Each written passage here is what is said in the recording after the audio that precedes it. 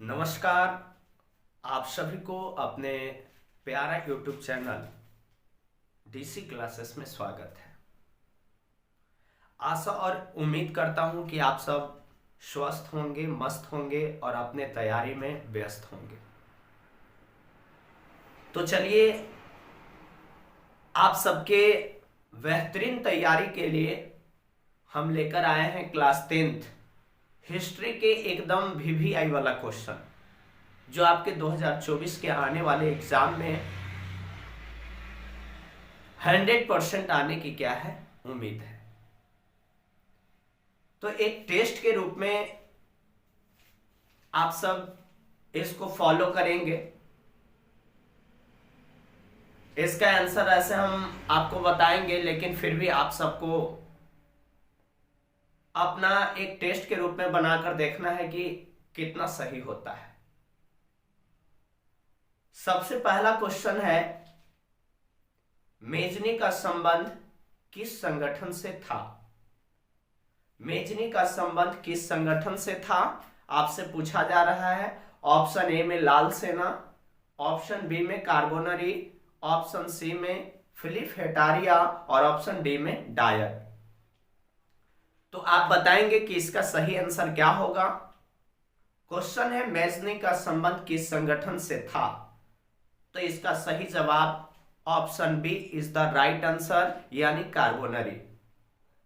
इसी तरह से अगले प्रश्न क्या आपसे पूछा जा रहा है, देखिए गैरीबाल्डी पेशे से क्या था।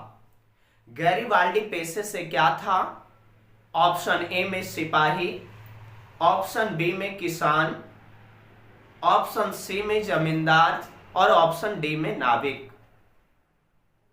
तो आपके समझ से इसका आंसर क्या होगा, जबकि क्वेश्चन आपसे पूछा जा रहा है गैरीबाल्डी पेशे से क्या था।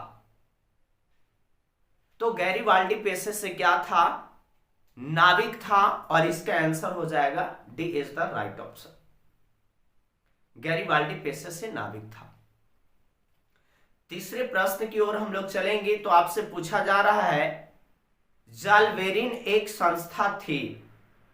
ऑप्शन ए में क्रांतिकारियों की, ऑप्शन बी में व्यापारियों की, ऑप्शन सी में विद्वानों की और ऑप्शन डी में व्यापारियों की। देखिए यहां पे दो ऑप्शन आ गया है ना। हालांकि बी और सी ऑप्शन डी ऑप्शन जो है ना सेम है, कोई बात नहीं।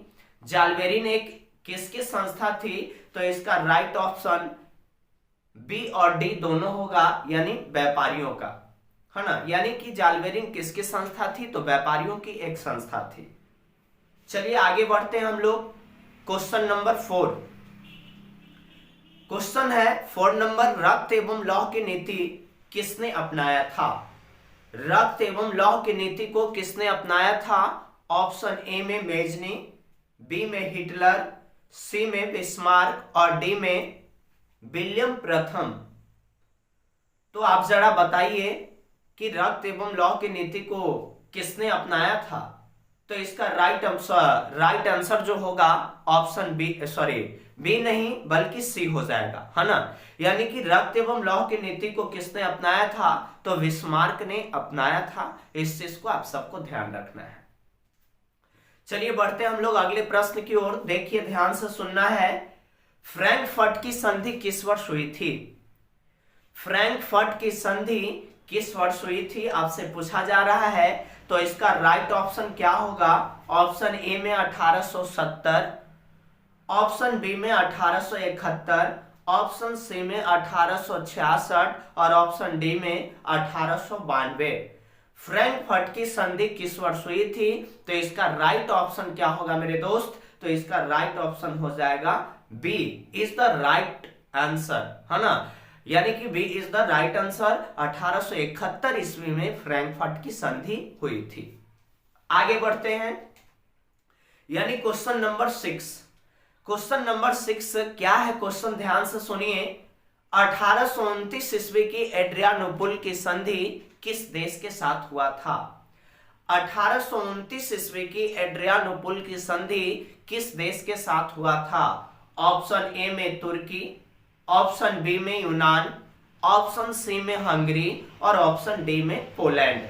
तो आप सारे विद्यार्थी जानते हैं कि 1829 ईस्वी के एड्रियानोपुल की संधि किस देश के साथ हुआ था, तो इसका राइट ऑप्शन हो जाएगा ए यानी कि तुर्की, है ना। क्या हो जाएगा ऑप्शन, आपको नजर नहीं आ रहा होगा लेकिन ऑप्शन इसका सही हो जाएगा ए यानी तुर्की देश के साथ जो है 1829 ईस्वी की एड्रियानोपुल की संधि हुई थी।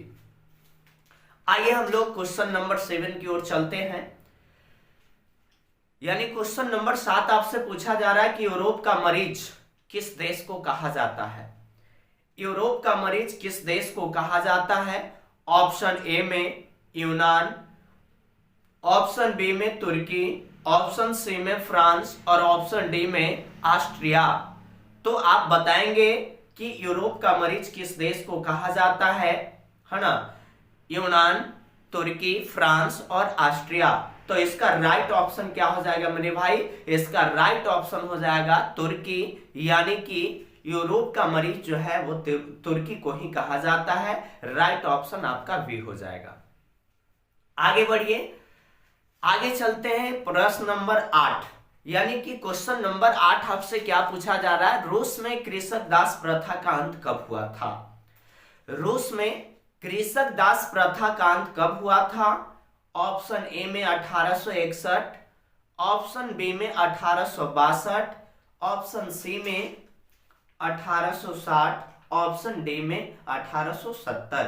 तो आप बताइए इसका राइट ऑप्शन क्या होगा। रूस में कृषक दास प्रथा का अंत कब हुआ था। ऑप्शन ए में 1861, ऑप्शन बी में 1862, ऑप्शन सी में 1860 और ऑप्शन डी में 1870। तो इसका राइट आंसर मेरे भाई हो जाएगा ऑप्शन ए यानी 1861 ईस्वी में रूस में कृषक दास प्रथा का अंत हुआ था। अगले प्रश्न क्वेश्चन नंबर 9। यानी क्वेश्चन नंबर 9 क्या पूछ रहा है क्वेश्चन में, ध्यान से सुनिए। रूस में जार का अर्थ क्या होता है ना। रूस में जार का अर्थ क्या होता है। ऑप्शन ए में पीने का बर्तन, ऑप्शन बी में पानी रखने का मिट्टी पात्र, ऑप्शन सी में रूस का सामंत और ऑप्शन डी में रूस का सम्राट, है ना। तो इसका राइट ऑप्शन क्या हो जाएगा, रूस में जार का अर्थ क्या होता है। राइट ऑप्शन इसका डी हो जाएगा, रूस का सम्राट, रूस का सम्राट। अगले प्रश्न की ओर यानी क्वेश्चन नंबर 10 यानी 10वें क्वेश्चन की ओर चले तो आपसे पूछा जा रहा है कार्ल मार्क्स का जन्म किस देश में हुआ था। कार्ल मार्क्स का जन्म किस देश में हुआ था। ऑप्शन ए में इंग्लैंड, ऑप्शन बी में जर्मनी, ऑप्शन सी में इटली, ऑप्शन डी में रूस। तो आप बताइए कि कार्ल मार्क्स का जन्म किस देश में हुआ था। ऑप्शन ए में इंग्लैंड, बी में जर्मनी, सी में इटली और डी में रूस। तो इसका राइट ऑप्शन जो हो जाएगा बाबू वो हो जाएगा ऑप्शन बी यानी कार्ल मार्क्स का जो जन्म हुआ था वो हुआ था जर्मनी में। कहां हुआ था, जर्मनी में। अब अगले प्रश्न की ओर चले क्वेश्चन नंबर 11। पूछा जा रहा है कि साम्यवाद शासन का पहला प्रयोग किस देश में हुआ था। साम्यवाद शासन का पहला प्रयोग किस देश में हुआ था। ऑप्शन ए में रूस, ऑप्शन बी में चीन, ऑप्शन सी में जापान, ऑप्शन डी में क्यूबा। तो आप बताइए राइट ऑप्शन क्या होगा। साम्यवाद शासन का पहला प्रयोग कहां हुआ था। ऑप्शन ए में रूस, बी में चीन, सी में जापान, डी में क्यूबा। तो इसका राइट ऑप्शन जो हो जाएगा वो होगा क्या, तो option A is the right option यानी साम्यवाद शासन का पहला प्रयोग रूस में किया गया था। आइए आगे चलते हैं हम लोग क्वेश्चन नंबर 12 की ओर चले, है ना। क्वेश्चन नंबर 12 क्या कह रहा है, बोल्शेविक क्रांति कब हुई थी, है ना। बोल्शेविक क्रांति कब हुई थी। ऑप्शन ए में फरवरी 1917, ऑप्शन बी में नवंबर 1917, ऑप्शन सी में अप्रैल 1917, ऑप्शन डी में 1905 मार्च 1905। तो बताइए बोल्शेविक क्रांति कब हुई थी। तो इसका राइट ऑप्शन हो जाएगा बी यानी नवंबर 1917, नवंबर 1917, राइट ऑप्शन नवंबर 1917। आइए अगले प्रश्न की ओर बढ़ें। अगला प्रश्न यानी क्वेश्चन नंबर 13।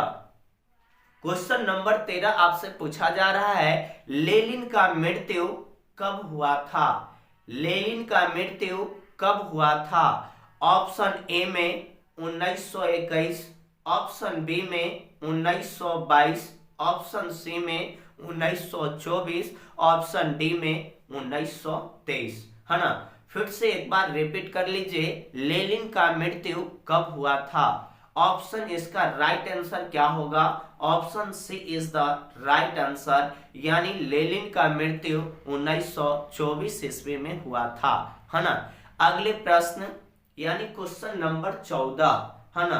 क्वेश्चन नंबर 14 आपसे पूछा जा रहा है कि वार एंड पीस किसकी रचना है?